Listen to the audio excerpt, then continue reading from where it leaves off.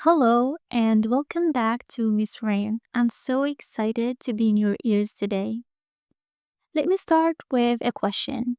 Have you ever looked around at your life and realized it just doesn't fit you anymore? The routines, the friendships, the environment. It's like wearing clothes that you used to feel perfect, but now they're two sizes too small. That's what it feels like when you've outgrown your old self.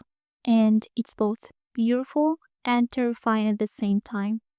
Now, let's be honest.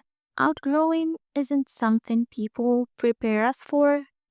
We're told about growing up, but not about growing out. Outgrowing places, people, versions of ourselves, but it's very real, very human part of life.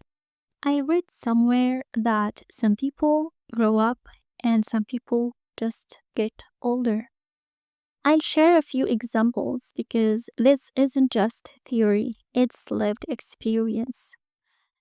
In a previous coaching session, a client told me she felt she had outgrown her home.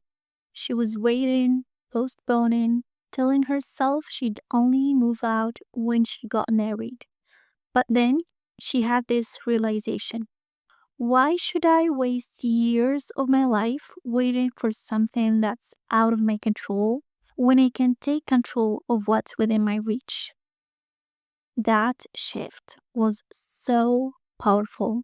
She realized growth meant creating a space that matched who she is now, not who she was 5 years ago.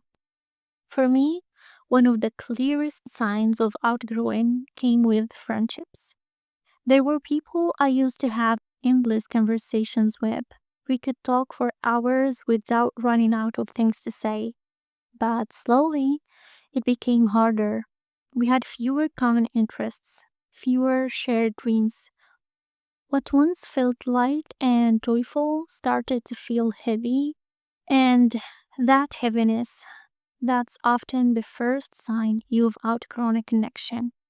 I also saw an entrepreneur on Instagram talk about how when she transitioned from being a full time employee to running her own business, she lost people.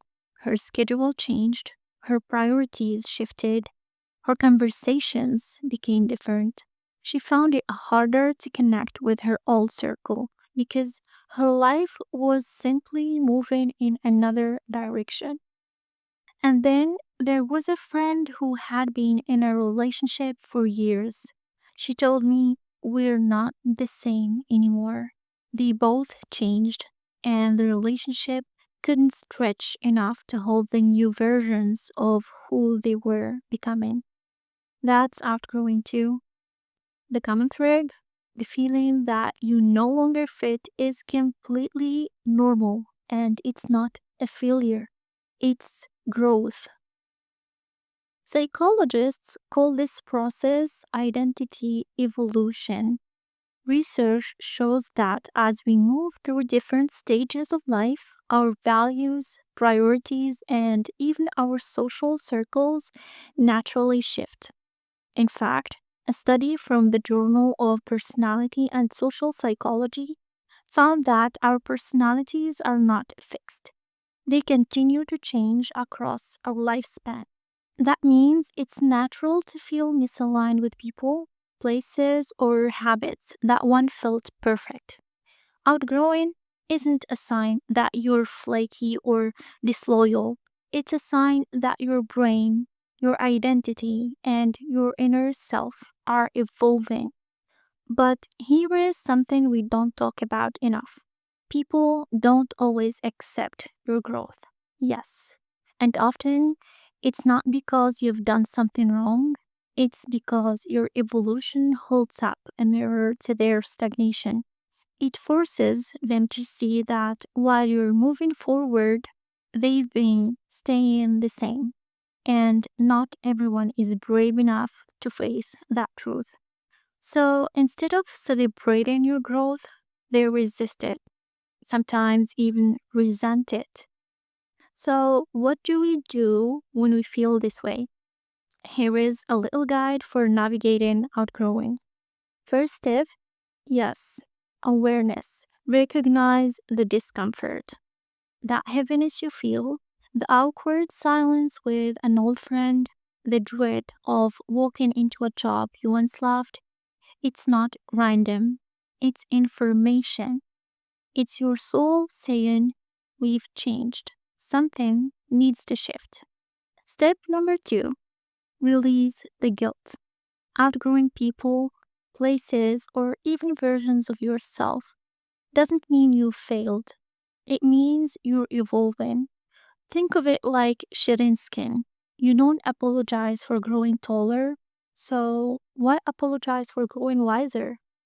Step number three, the one I love the most. Control the controllables.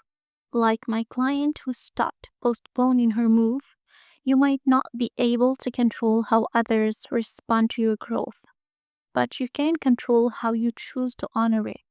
Where in your life are you waiting on someone else's approval to step into your next level? Step number four, create space for the new. Nature teaches us this. When the tree lets go of its leaves, it creates room for new growth. And think of the butterfly. The caterpillar cannot remain the same if it wants to fly. It has to go through metamorphosis, a complete transformation to step into its true form. You too are allowed to transform, even if that means not everyone will recognize or accept the new you. The final step is to anchor yourself. Outgrowing can feel destabilizing. It's like the ground is shifting under your feet. That's why anchoring practices matter. Journaling, prayer, meditation, or simply having one person who truly gets you. That anchor reminds you that you're not lost, you're just transitioning. Here are some coaching questions for you to reflect on. Where in your life do you feel the most misaligned right now? What conversations or spaces leave you feeling heavier instead of lighter? If you could honor the woman you're becoming, what's one small change you would make today? Take a moment with these. Even if you just journal one sentence, it's a step toward clarity. Remember, 1% forward is still forward. Because at the end of the day, here is the truth. Outgrowing who you used to be isn't the end of your story. It's the beginning of your next chapter. And yes, it can be lonely. Yes, it can feel confusing. But it's also the clearest proof that you're alive, evolving, and stepping closer to the life that was always meant for you. So, if you're listening to this and realizing you've outgrown something or someone, take this as your permission slip to stop shrinking back into what no longer fits. Thank you for being here with me today. If this episode spoke to you, share it with a friend who's also in that in between stage. And don't forget to follow Miss Rain so you never miss a conversation that helps you rise, rebuild, and reign. Until next time, stay graceful, stay powerful, and always wear your crown.